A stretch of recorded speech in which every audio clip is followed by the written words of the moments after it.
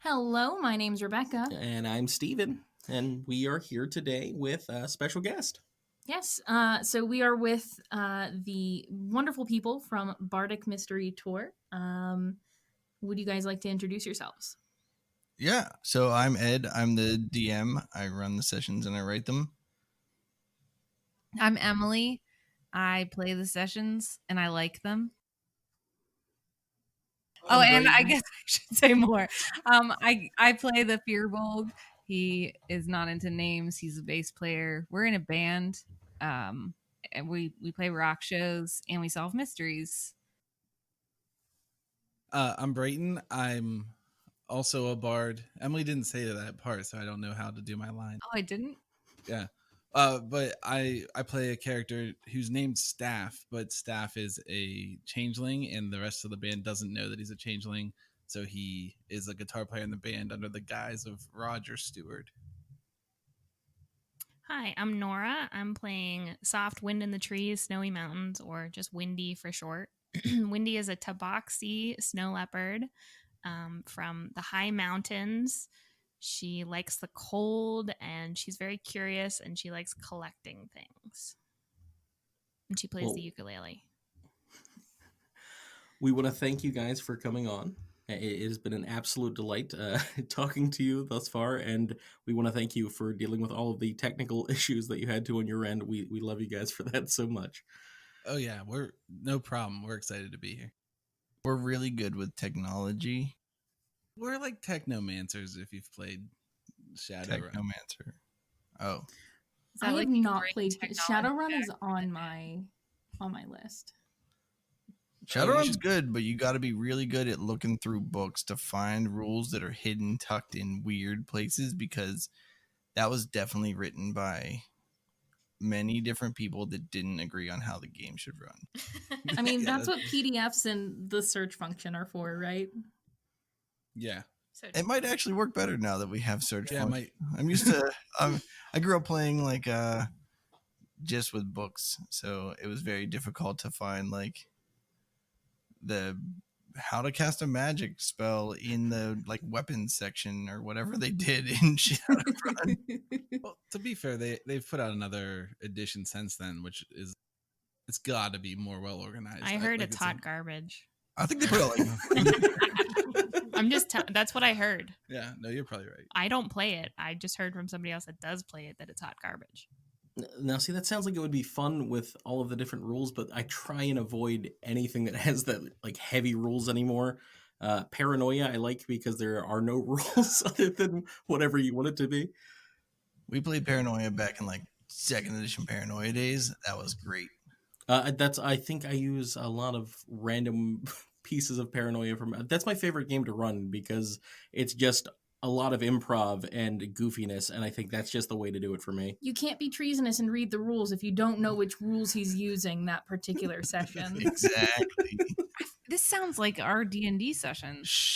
Yeah. Well, that is a good point. I got a lot of that when you guys were going through and starting.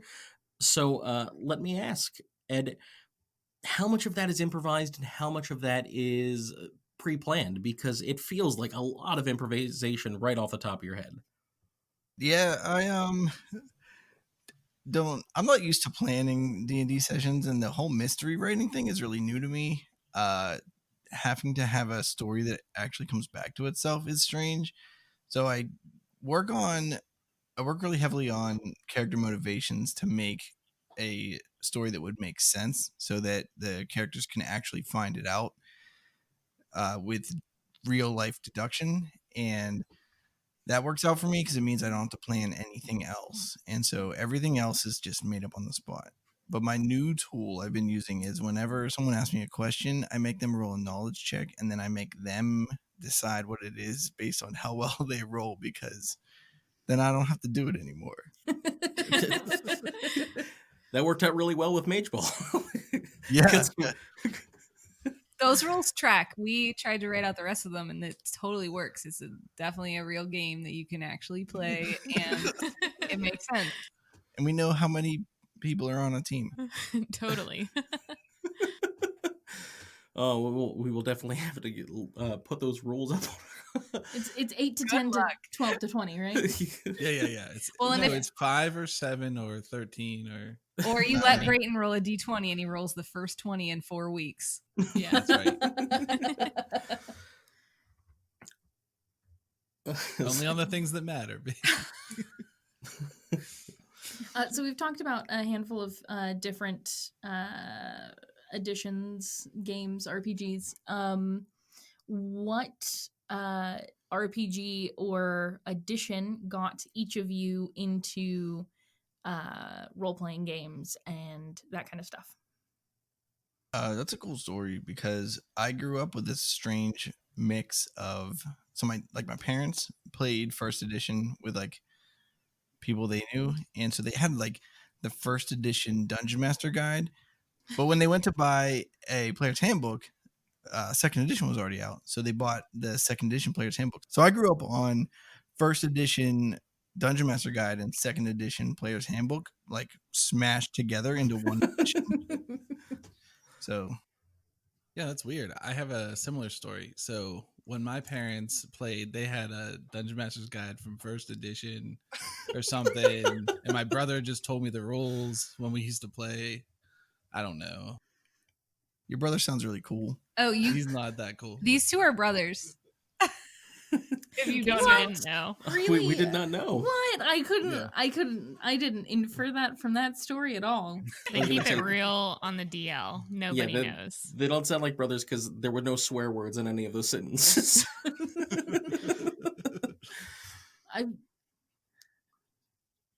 Which really only means that we have an excuse for sounding exactly similar. I don't know what these two's excuse is. Hey, man, we're just cool that way. Yeah. You wish you could sound as cool as me and Emily. Yeah, we're not related at all. And I don't have the ability to have sarcasm erased, but I am not being sarcastic. We're not related. Well, then it's even weirder that you guys sometimes have those very in sync moments. Yeah. I mean, maybe we did a Vulcan mind meld a while ago and forgot about it. I don't know. Oh man. It's probably true. I didn't mean to derail the question. Do you Oh, wanna- Yeah, No. yeah. I got Circling into back. it in D5. Yeah, cool. I got into it in 5th edition because these two brothers were like, "Hey, we're going to do this podcast without you." And I was like, "I want to do that." And then they were like, "Cool." And then we started doing it and it was fun. It's a really bad story. So I have briefly guest starred in other people's D&D games or other role-playing games before, and I think the first one I ever actually played was Starfinder for like 3 sessions with a DM who let me do whatever I wanted to do, which was really, really fun. I didn't need to know the rules. He just said roll a die and then told me what happened after that. And other than that, I would say that D&D 5th edition is the one that I actually know the best now. I didn't know anything about D&D or the rules going into the first time I played with Bardic Mystery Tour, which was as a guest star in season 3. And I've learned a lot more. Emily and I have had some practice fight sessions, so I knew how to actually fight and stuff. So I feel like I have a better grasp of the rules now, but still learning. She probably has a better grasp than I do. Definitely has a better grasp than I do. Yeah. Yeah, I feel like I end up being. So this is Brayton speaking, since we have similar. I feel like I end up being I come across like I care about the rules a lot, but it's only because Ed never read 5th edition. He was like, "Yeah, I'll DM. That sounds good," and so he keeps bringing in 3rd edition terms all the time, and it's like I think it's funny for the podcast, but it was definitely frustrating at the beginning before I decided to let it be funny. We should just play with 3rd edition character sheets. I can't. We're 3rd not. edition character sheets, but still 5th edition rules. Yeah, then we would know what Ed's talking about every time he's like, roll a blah, blah, blah. What's the one you always say? Bluff check. Reflex save. Roll a reflex save. It A actually reflex says save, yep. reflex save on there. Yep. Roll a sense motive. Yeah. Yeah. He had them try to use rope check, and I was like, "There's no way that's gonna make the list." It's better than escape artist because that's Pathfinder. We've done that Oh, one that's before. true. That's true. Yeah, Yeah. there's a lot of 3rd edition, 5th edition Pathfinder mixed up rules. Yeah. It turns out I've been doing 5-foot step wrong for 12 years, 13 years. Goodness. Yeah. Did you play 4th edition at all? I did not play 4th edition in D&D. I played a variant of 4th edition that they used in the Gamma World setting. Nice. And so it had a lot there. I really enjoyed that. 4th edition, it felt a little clunky. It didn't feel like it had the creativity availability for character creation. Yeah. So We skipped 4th. We played Pathfinder through the 4th era. So I was vehemently against Pathfinder for the longest time. I was like, no, 3.5. And then when 5th edition came out, someone was like, you want to play Pathfinder? And I was like, yeah, I guess, fine, whatever. I'm done. Yeah. Yeah, I haven't even read anything about Pathfinder 2. That's out now, right? yeah, Pathfinder. Yeah, it is. It's really interesting because as you choose like your backstory, it affects like your ability scores.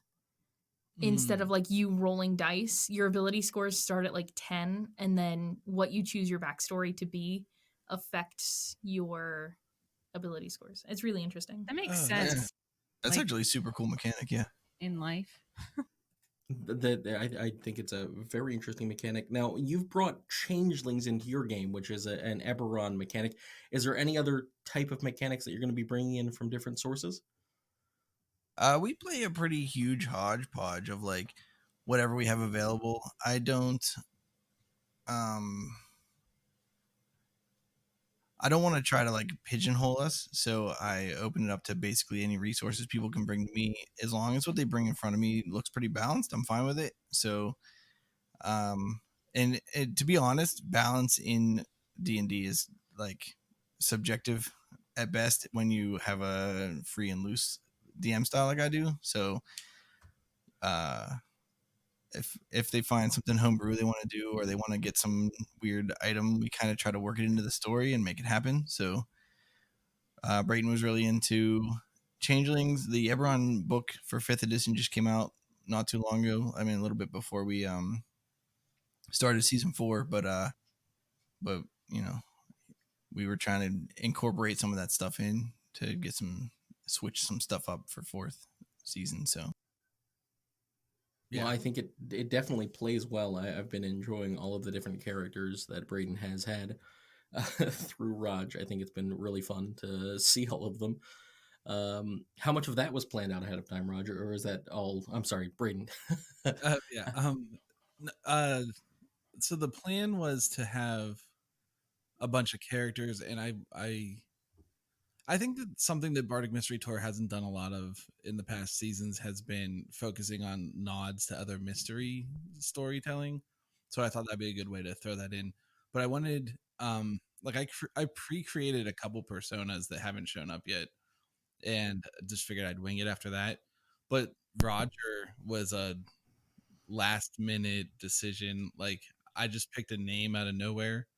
So it just happened to be Roger, and then somebody else, I think it was Ed, said, "Oh, Roger Stewart," and then I ended up getting saddled into this concept of trying to do like a parody of Rod Stewart,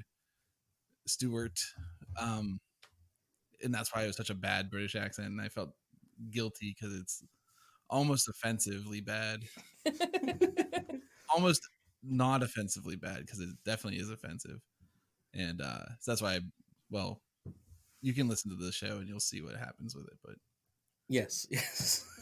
So, what inspired you all? I mean, from both the first 3 seasons and then also the 4th season, to do Bardic Mystery Tour as a podcast and all of the wonderful stuff that you guys have done. this is me. Yeah. So it's kind of, I don't know. It's kind of I forced everybody into doing it. So, Ed and I were in bands, like punk bands. Well, a punk band for years. I was in a couple other punk bands. We know the other people from our social circles, And I like making music, but I really like this idea of making music that is recorded and is not played live because it feels different. Like when you're in a normal band, you spend a lot of hours practicing and rehearsing to go play a show that's what's a good word? It dissipates. It is Ephemeral. ephemeral. Yeah. Oh, good word. And so I had this idea of like, well, it's fun to play music and it's fun to record. Learning to record and producing music is interesting to me. So then I thought, well, we could do this. We could write songs about D&D. And then it was like, well, I like actual play podcasts. Why don't we just record the session and then write a song about that? And it'll be this gimmicky kind of like hand in hand thing. So that's where the idea came from. And I could only sucker so many people into doing it with me. So I feel I like was- also I sounded like a jerk earlier when I was like, these two didn't invite me. I think you guys were just talking about it and I thought it sounded cool and I wanted to do it. So I kind of invited myself. Even though I'd never played D&D before, it sounded really fun. Yeah, I was really so Brayton was into starting a podcast, and I have always felt like it's a real shame that like we're like so Brayton and I are super into punk rock. Like Emily's into punk a little bit. We dabble in ska and stuff like that. You know that if you listen to our albums, but like I was always like every time you find D&D music, it's always this like, oh, this is what bards would sound like. You get like folk music, you get like I don't know, instrumental stuff like that. But like we were like, yeah, but I like D&D and I like punk rock. And so like I want punk rock music that represents D&D. That's two things that I love, you know? And so Brayton was actually making the podcast without me. He had a lineup. it's true. Yeah.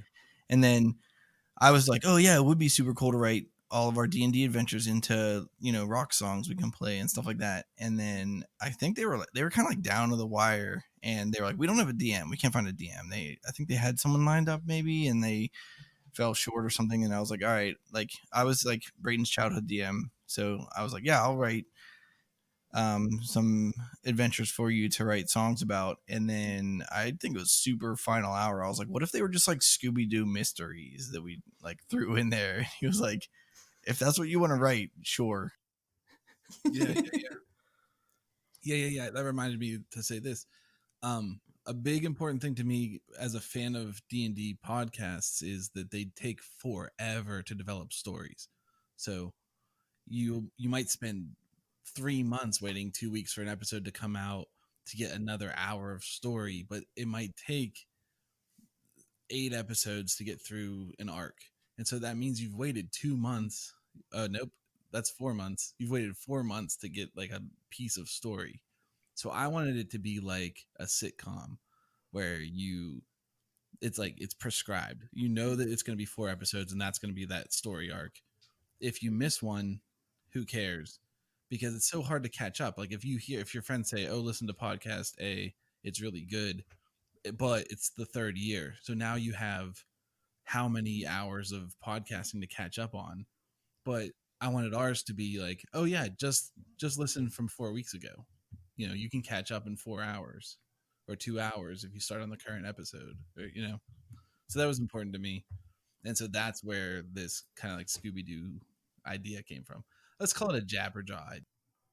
That's true. I didn't initially latch onto Scooby-Doo. I was looking at like Josie and the Pussycats, Jabberjaw kind of antics. I don't know.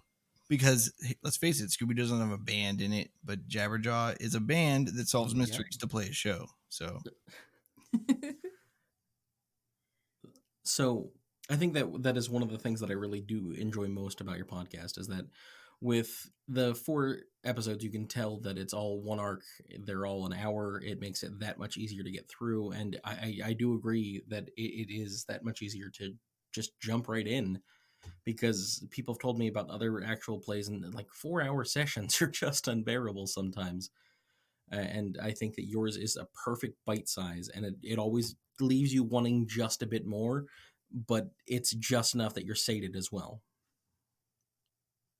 Oh, thanks. So, one of the questions we have written down that we prepared before all of this is, why did you choose the 5 items that you chose to be summoned in with? Oh, because I read that email way after you sent it and went, "Oh, Brayton, we have to send this back, I think. What's some stuff we can put in the middle of a summoning spell?" And so he said a hammock, and then later we decided that would be a pretty costly thing to put into a summoning spell. So we settled on a tent spike for me. And then Wait, say why? Oh, because I like hanging out in the woods, like literally hanging out. Wait till there's no Sorry, stopping. the person upstairs walks loud.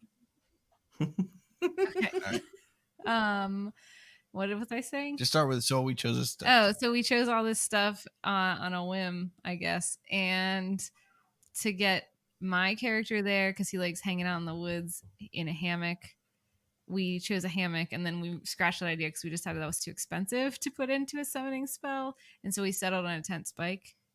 And then there was a ball of yarn because I remember having a conversation with Nora about that at some point, that she likes yarn and other things cat related. Yeah, we talked about it. Yellow is my least favorite color, though. So whenever you said that, I was just like, oh. Damn you and your alliteration, Steve. I should have specified teal, maybe. Sorry. Okay. It was late. I like the idea that the entire time Wendy is just like grimacing because she knows she was summoned by yellow yarn. She wants the yarn, but doesn't want the yarn. What else did we put? A mirror. That was Roger picked that. I mean, Brayton picked that for Roger. I mean, for staff. It does. As a side note, you probably have to go back. I think you skipped the mirror in the description, so you might have to go edit that post. No, he said mirror. Yeah. Oh, If I missed it, I'll make sure that we'll make sure that we have all 5 of those. I've written it down. Okay, good. I was like, good. all right. I don't know what else we picked. The Gerbil pellets for our drummer. That's a spoiler. Say it without. Yeah, that is a spoiler. Oh, sorry. Gerbil pellets for our drummer. That's a spoiler. And Set list. Oh, and a set list because we're a band. And I always go to when I used to go to shows before there was a pandemic. You always want to steal. You always want to steal a set list, you know? Absolutely. Yeah. We went to see Voltaire in Pittsburgh, and he was writing out the set list while he was talking to us, and I was like, I'm going to steal it out of his hands right now. Yeah. And like half of the stuff that he wrote down, he didn't end up playing, which is the best part.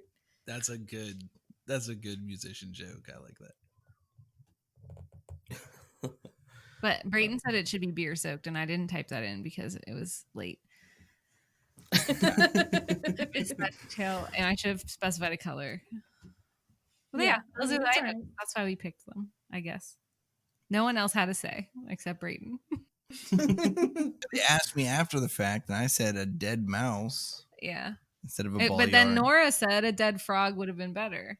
Yeah. I don't go hunting mice. I go hunting frogs. With a dagger. With a dagger, but I don't actually use it. It's very confusing.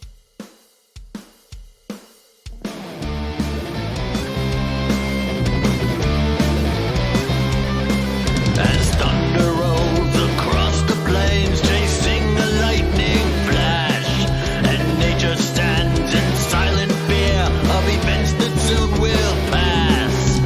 The armies of hell are swelling now to enact their heinous plan. The tattered army of King Salon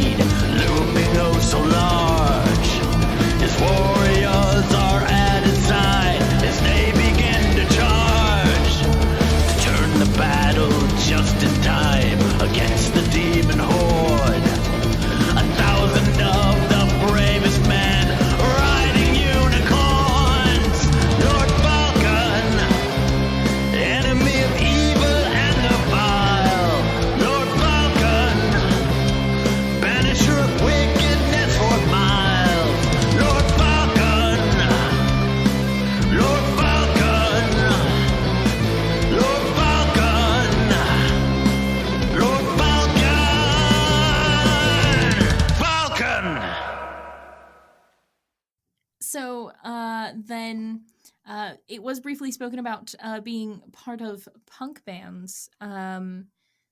Where did you guys learn how to music? I have played instruments. This is Emily. I've played instruments, in case you can't tell it's a I've played instruments for, I don't know, since I was like second grade or something, like piano lessons, and then I quit that, and then cello lessons, and then I kept doing that. And I don't know, I just picked up guitar after I finished school, and I just really like music. I wrote some songs in that time period after I finished school, and then I definitely ripped off one of them for one of our songs, which is my favorite of our songs. Maybe, I don't know, I got like 4 favorites. But yeah, I've been playing instruments for a long time. And Do you have an instrument that is particularly your favorite to play and or listen to? I think my favorite to play is the guitar, because singing and playing at the same time is possible. And I know there are probably people that can play the cello and sing at the same time, but I am not one of them. And I think it's more satisfying to have harmony and a melody simultaneously. And since I'm not very good at the piano, guitar feels better for that.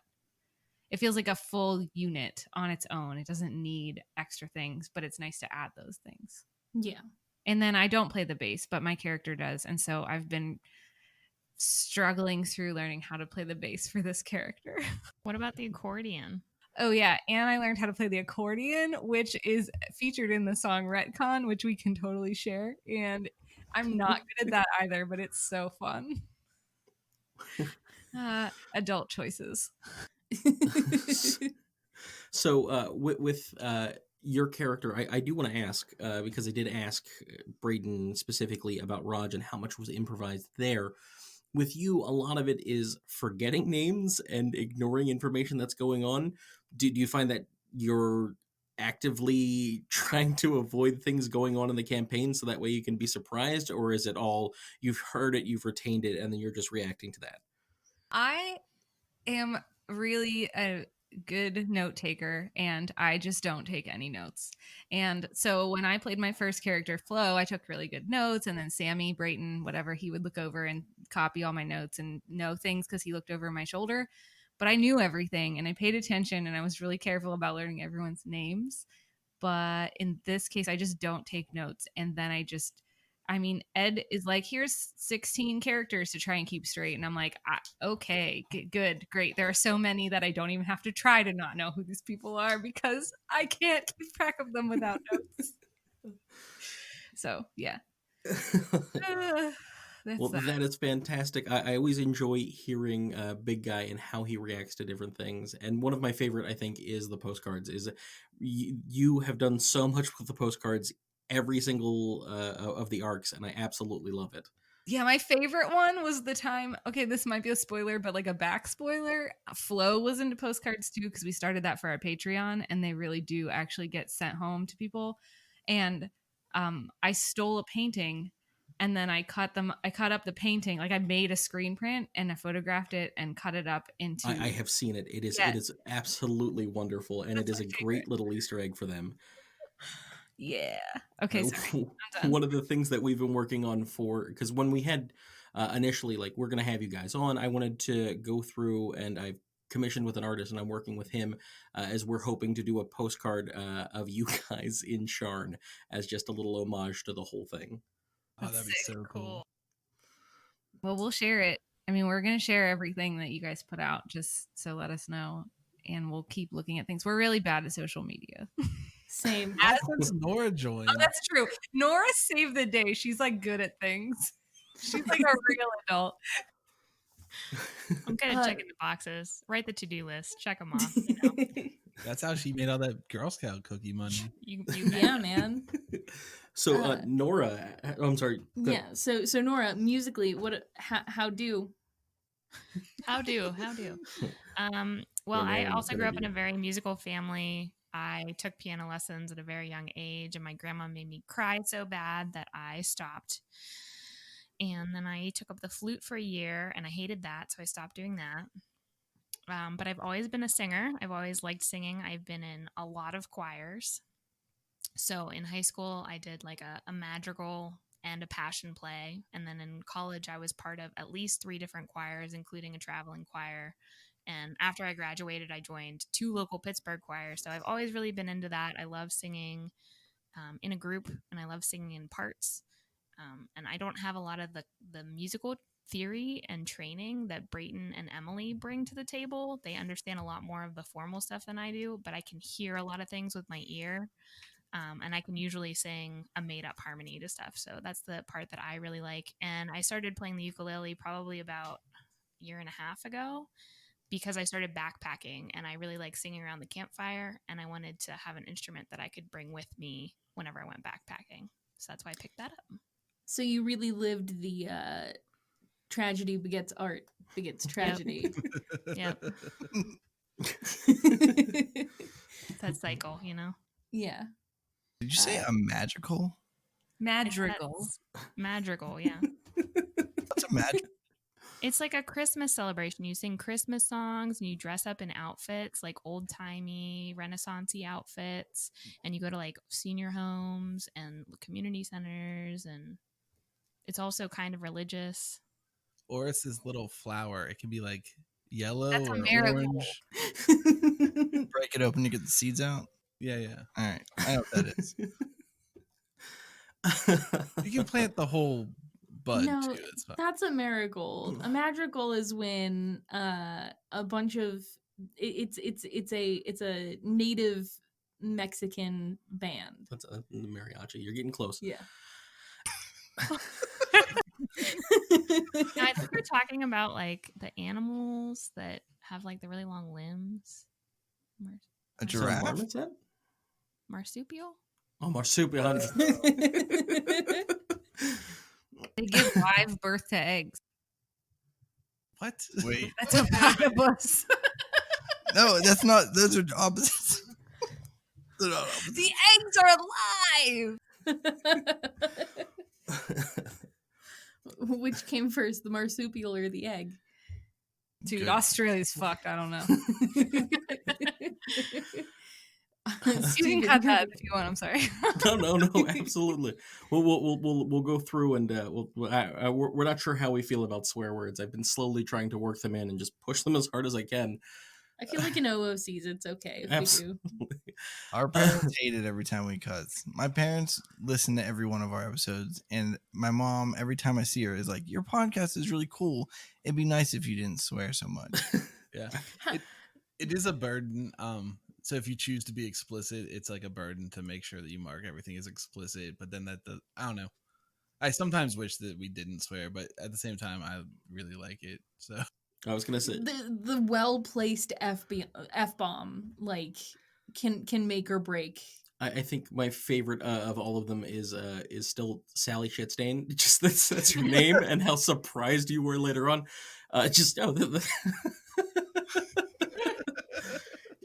It definitely it makes it feel more realistic. I think, because a lot of times saying like "oh gosh" or "oh gosh" or "oh darn," that's not life, man. Fucking put in the swear word. Yeah.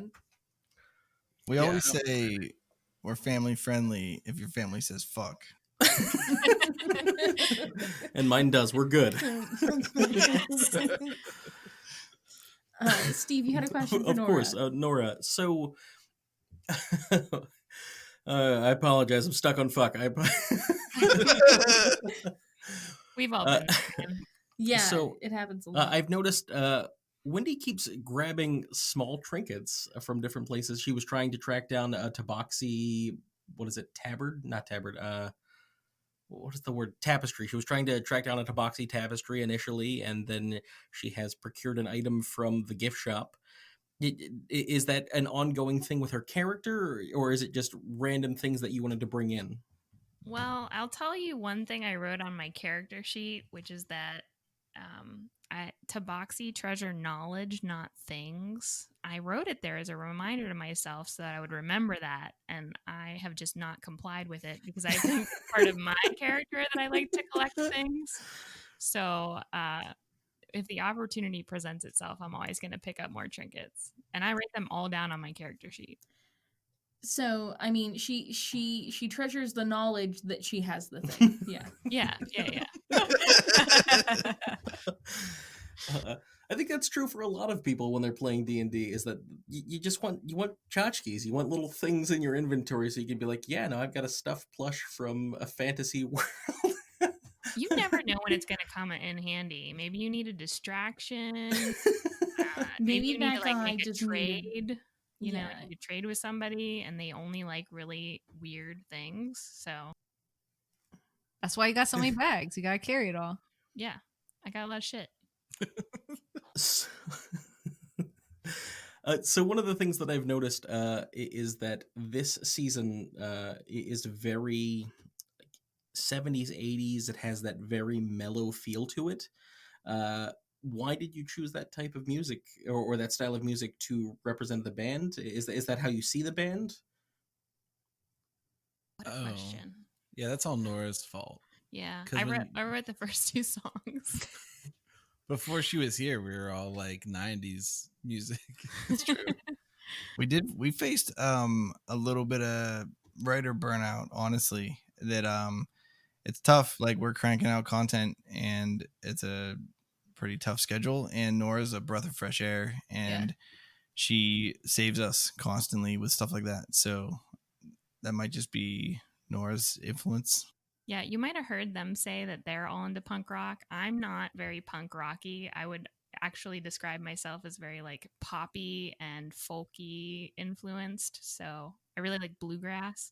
So I bring a lot of that influence to any song that I write. So that might have been why those first 2 songs especially sounded more laid back. Yeah, and I'm into what Nora's into and punk. So that's why that one song we did together when you were guest starring was like, yes. I don't know what it's called. Goodberry Wine. Goodberry Wine. Yeah. Yeah, that song has really nice vocal harmonies. Yeah. That's Nora. And you. Prop. It is absolutely wonderful to hear just the interactions of the different types of music. And I think that it is... I can't wait to see what comes next. If you guys do another reboot season with a new band eventually down the line, I think there's so much potential, and it's wonderful to hear every step of the way. I cannot gush enough about how great I find this podcast. Well, once I kill off all these characters, new band. You'd start with Raj. Then we have to come up with another band name. That took us so long. That's the worst part of any D&D group, is coming up with the name. The adventuring group name or the band name. Yeah, those are always terrible. Yeah. Steven, in the campaign that I DM, their group name is The Planeteers. Ugh, the Planeteers. The Planeteers That's pretty good. That sounds like a ska band. Yeah. Yeah. Well, it's supposed to be the Planeteers, but D&D. Yep. So, right. That's good.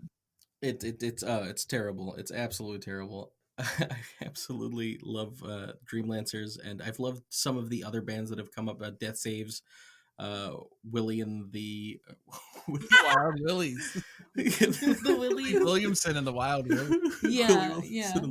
Oh my goodness. It's just, your world is very fun, and even if it's a breath of fresh air from traditional D&D, because so many actual play podcasts, a lot of DMs will be like, no, we are traditional high fantasy world, this is my campaign setting, blah blah blah, and first episode you guys are like, yeah, no, there's a recording studio in town, it's like this whole thing.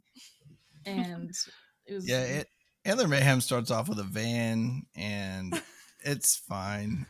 We have a lot what's it called when you blend? Anachronism. Yeah, we have a lot of Anachronism. Is this your prestidigitation song? anachronic. Anarctic. We have a lot of anarchy. That too. Yeah, that works for sure.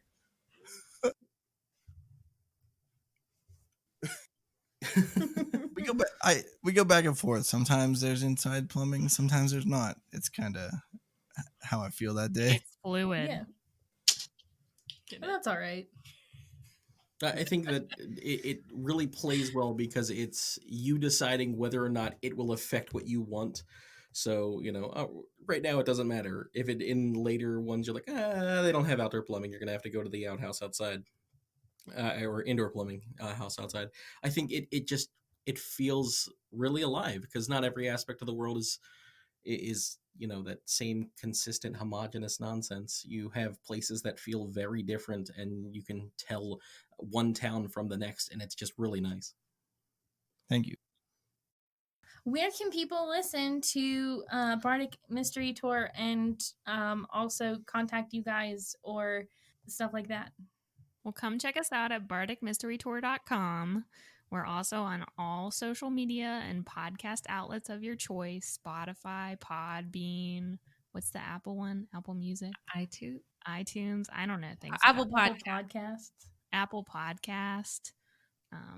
And then like us on Facebook and Twitter and Instagram. And apparently we're on TikTok, but just our music. And we're TikTok famous now, so. Did you guys see that Amazon is doing podcasts now too? No. Yes, yeah. Okay, I got an email. I don't know if anybody else got one. No. Okay, cool. Everyone that cares about podcasts knows that. Or emails. So some of us know that. Cool. Well, thank you guys so much for being part of Tiny Taverns and doing 2 totally different interviews with us in one sitting. Steven, would you like to? It's been absolutely fantastic having you guys and seeing the interactions between all 4 of you. It feels very fluid and it just very natural, and it's absolutely wonderful to get to see that continues outside of the podcast. It genuinely sounds like 2 people are talking.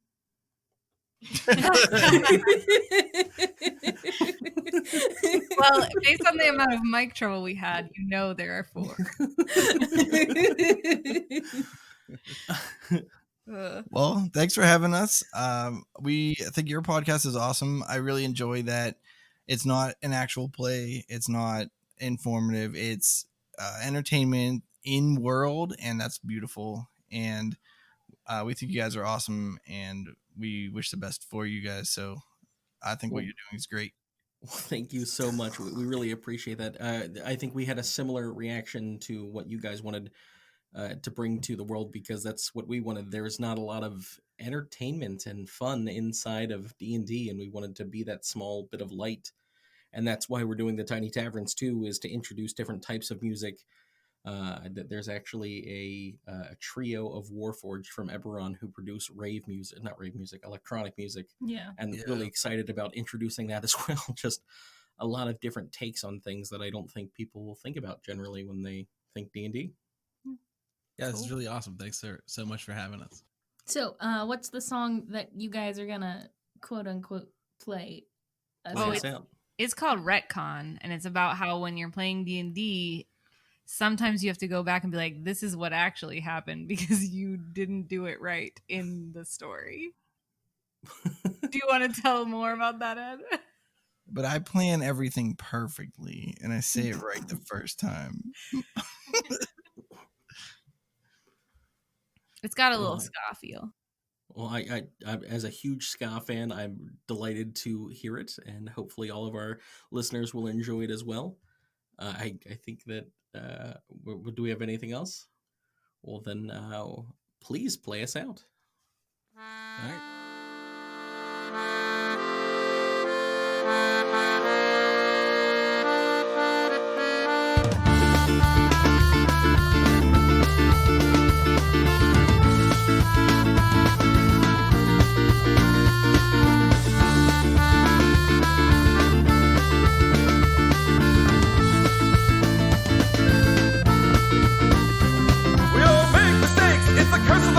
When you're writing up the cuff and your writing's not on that, you gotta move on. Your mistakes are coming back like a boomerang. It's taped to a spring-loaded ass.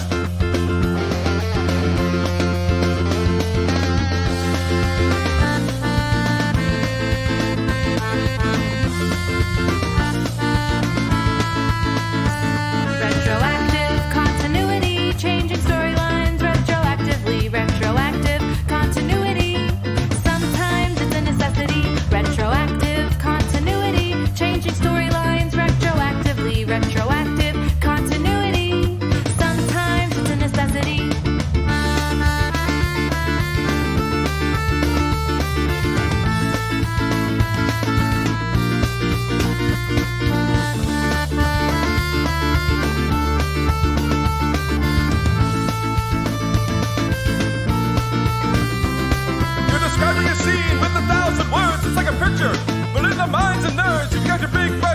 you're ready to